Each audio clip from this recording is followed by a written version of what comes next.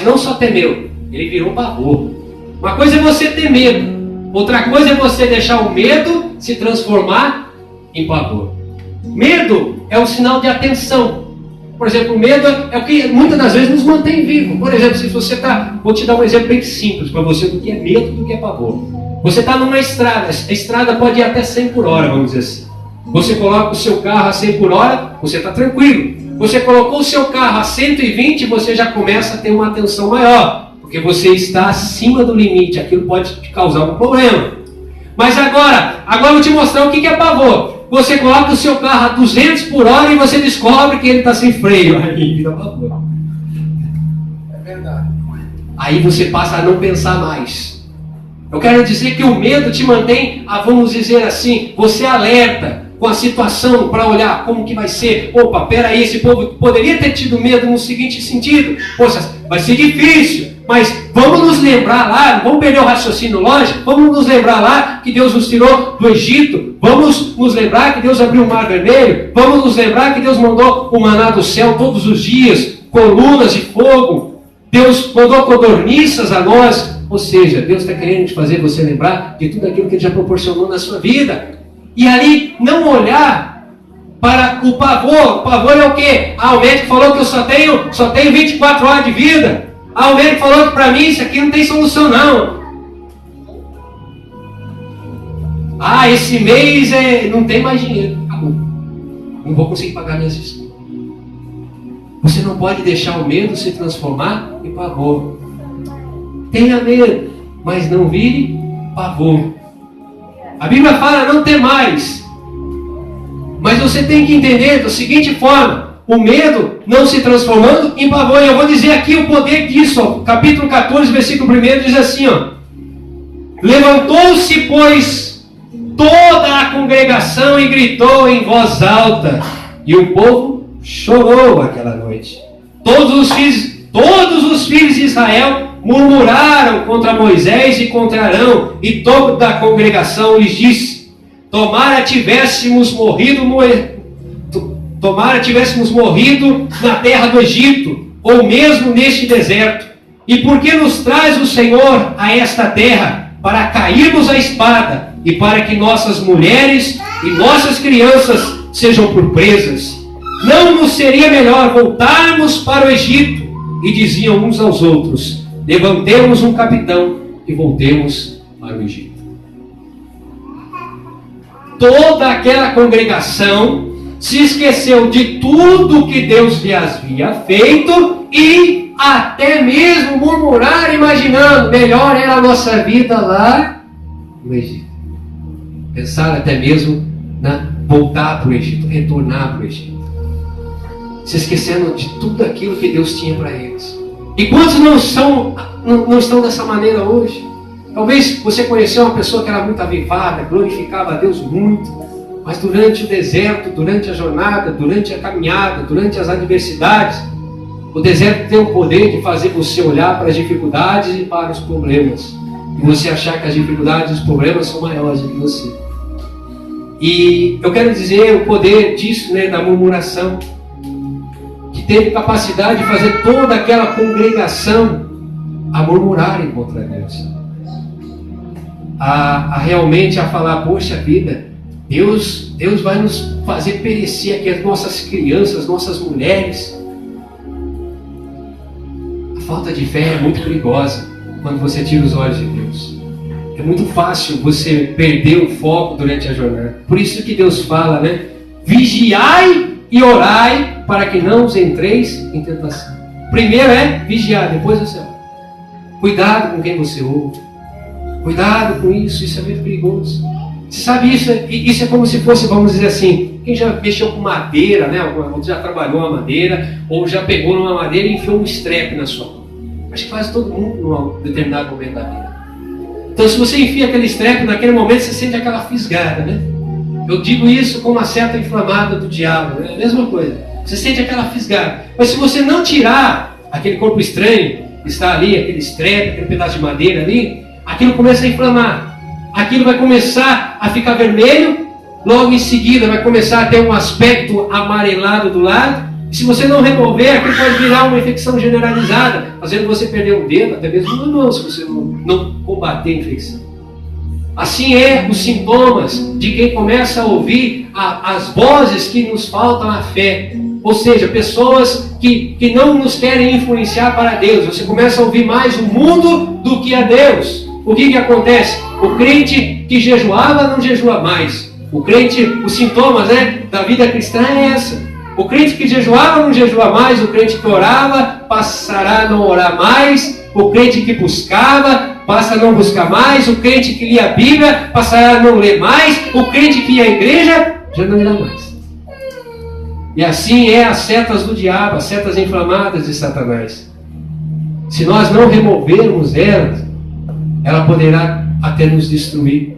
Então, esses pensamentos, essa forma de olhar as dificuldades, essa forma de olhar os problemas, vai te fazer padecer no meio do deserto, sem alcançar a sua promessa, sem alcançar aquilo que Deus tem para a sua vida. É verdade.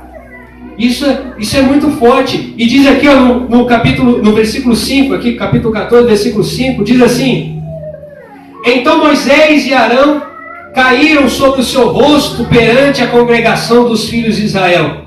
E Josué, filho de Nun, e Caleb, filho de Jefoné, dentre os que espiaram a terra, rasgaram as suas vestes e falaram a toda a congregação dos filhos de Israel, dizendo: a terra pelo meio da qual passamos a espiar é terra muitíssimo boa.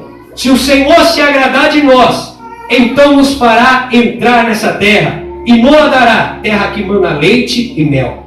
Tão somente não sejais o quê? Rebeldes contra o Senhor, e não temais o povo dessa terra, porquanto como pão podemos devorar. Retirou-se deles o seu amparo. O Senhor é conosco, não os demais. Caleb e Josué tiveram uma visão diferenciada. Olharam a promessa de Deus, viram que era grande e viram que valia a pena lutar por ela. Você tem uma promessa de Deus na sua vida e a promessa é gigantesca. Aleluia. E você tem que entender no fundo do seu coração que vale a pena lutar por ela. Vale a pena pelejar. E uma das coisas que não pode haver no seu coração é a dúvida se você vai prevalecer ou não.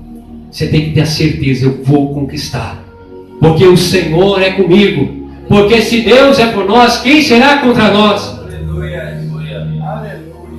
Se você tiver isso no seu coração, se você tiver isso firmado na sua vida, nada vai poder te impedir. É verdade. Davi, Oh, glória a Deus, aleluia. Davi, quando era jovem, garoto ainda, Deus manda Samuel ir lá na casa de Jessé ungir um rei. Aí Samuel vai.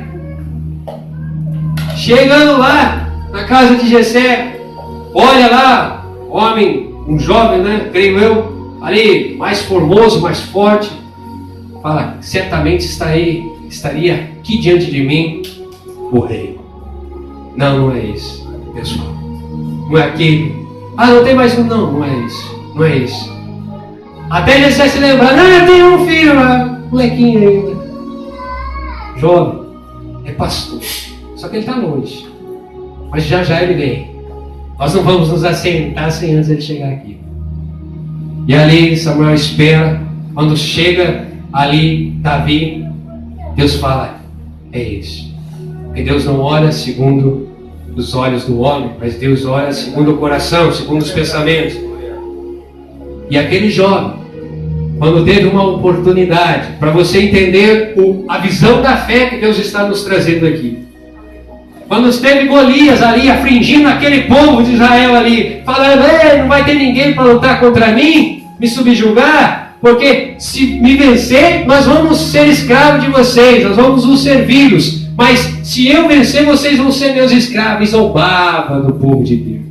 Tem muito gigante aí que está zombando, e cristão não está fazendo nada, está achando, está se submetendo. Satanás está te subjugando, sendo que Deus te deu uma autoridade sobre ele. Aleluia. Não é sobre o seu irmão, sobre a sua irmã, não, que é para você se levantar. É contra Satanás que está usando a vida dele. É contra os diabos, demônio, principado, potestade. E aqui, Davi olha ali e fala: quem é esse incircunciso e vem desafiar o Senhor dos Exércitos. Você veja que Davi não estava nem aí, se ele era um moleque pequenininho. Davi, um homem de 3 metros, provavelmente mais ou menos 3 metros de altura, homem de guerra, de batalha. Mas ele não estava nem aí, porque ele não olhava as dificuldades, ele olhava para a grandeza do Deus dos exércitos, do Deus vivo que ele servia. Aquilo que você está passando hoje, Deus está falando para você, não olhe para a grandeza desse gigante que está diante de você, não. Olha para o Deus vivo que você está servindo. Esse Deus verdadeiro que você sabe que é. Só que Deus, para fazer coisas grandes na nossa vida, é necessário ter ousadia. E a fé ela tem que ser mostrada, demonstrada. Por isso que nos vêm essas adversidades, para mostrar aonde está o nosso coração. Se o nosso coração está em Deus, se os nossos pensamentos estão em Deus, então vou bombardear Satanás. Comigo acontece às vezes até assim. Eu vejo os levantes de Satanás, eu até baixo a cabeça e dou risada. Porque eu sei que aquilo é o diabo, é Satanás querendo fazer com que eu perca os olhos de Deus e olhe o problema. Davi era assim. Ele viu o gigante. Quem é esse incircunciso aí? Você imagina a audácia de um moleque pivete daquele. Só que você veja que Deus conhecia ele muito antes dele levantá-lo como o grande ungido como rei Davi. E ele conta quando ele foi se apresentar a Saul ali naquele momento, que ele ia combater aquele incircunciso. Ele falou: olha, meu Senhor, eu sou pastor, mas certa vez veio um leão, tentou levar uma ovelha minha. Eu fui em cima daquele leão, peguei a barba e o matei. Outra vez veio um urso e também o matei. O Senhor Deus foi comigo aquela vez e vai ser comigo agora também. Então Deus fala para você, se Deus foi com você aquele dia que você orou e as portas se abriram, se você foi com aquele dia que você orou e o milagre aconteceu, se Deus foi com você aquele dia que você estava sem saída, sem solução, as portas estavam trancadas e elas se abriram, então esse Deus vai ser com você agora para enfrentar esse problema, essa dificuldade que você está vivendo. É assim que Deus age. As nossas experiências com Deus não devem ser esquecidas. Satanás está doido para você esquecer as promessas de Deus e as experiências de Deus que você já viveu, porque assim ele faz você olhar muito mais fácil para o problema do que realmente para a grandeza do seu Deus. Porque se você repreende na hora aquela seta inflamada do diabo, aquele step, como foi citado, né, que está querendo te matar, te destruir, verdadeiramente aquilo não vai inflamar, aquilo não vai te gerar uma infecção generalizada, aquilo não vai te matar. É verdade. Mas se não tomar cuidado, isso pode te matar. Você viu que aqui 12 homens foram espiar a terra, só 2 viram as promessas, os outros 10 só viram os problemas. Então, a grande maioria vai ver só o problema e não vai ver a grandeza da promessa. Não veja o tamanho do problema, veja o tamanho da promessa. Se vale a pena lutar, vale a pena. Você conferiu, você relatou. Não, é isso que eu quero para a minha vida, é isso que eu preciso. É Deus vai me abençoar com isso. Então não se preocupe com as dificuldades que você vai enfrentar, com o tamanho dos portões que vão estar, com as cidades edificadas que vão estar diante de você, com o tamanho dos demônios que não se levantar. Porque se Deus é por você, você vai prevalecer. Aleluia! Você vai prevalecer. Só que aqui, nesse momento dessa murmuração, Deus, como Deus conhece o coração, Deus conhece os pensamentos, Deus viu aquela murmuração.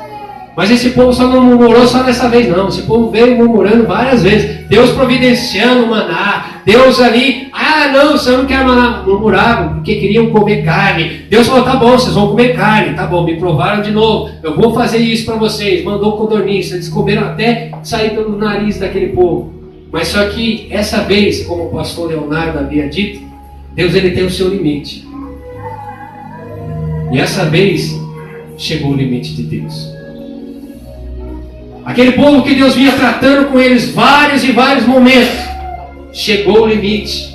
Deus falou, olha, Dali em diante, se você continuar lendo na sua casa, você vai ver isso. Deus falou, olha, a promessa é minha, eu falei que ia ser com vocês, eu ia te dar essa terra abençoada aí, mas vocês viveram me provando. Agora pronto, chega. Só Josué e Caleb, que eu encontrei um espírito deles que era combativo com o meu, eles entrarão a terra prometida. Os demais todos irão padecer nesse deserto e irão caminhar 40 anos nesse deserto, porque murmuraram contra mim. E assim irão padecer aí Deus coloca uma regra, né? Dos de 20 anos acima, que viram tudo aqueles prodígios de Deus e aqui nesse momento murmuraram contra Deus em seus corações, não iriam herdar a promessa. Por isso que Deus fala, muitos são chamados, poucos são os escolhidos. Para caminhar no deserto, Deus chama muitos, mas que vai prevalecer no deserto são poucos. Poucos.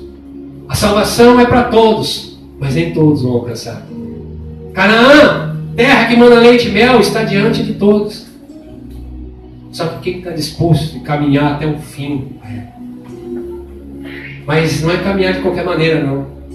É caminhar sem murmurar. É caminhar falando, como o apóstolo Paulo, a tudo dai graça. O apóstolo Paulo falou uma frase maravilhosa: tenhais o que comer, tenhais o que vestir, estejais felizes. Deus está te dando o que comer, Deus está te dando o que vestir, esteja feliz com isso. Isso é o básico, por mim. Se você aprender a ser feliz com isso, Satanás vai tentar te afligir. Olha, eu fechei todas essas pagodas, você vai padecer. Está amarrado, Satanás. Eu tenho comida, eu tenho veste para me vestir, eu estou feliz, estou contente. Glória a Deus, aleluia. Aquele que tem a marca da promessa e vai alcançar a salvação, ele não vive murmurando.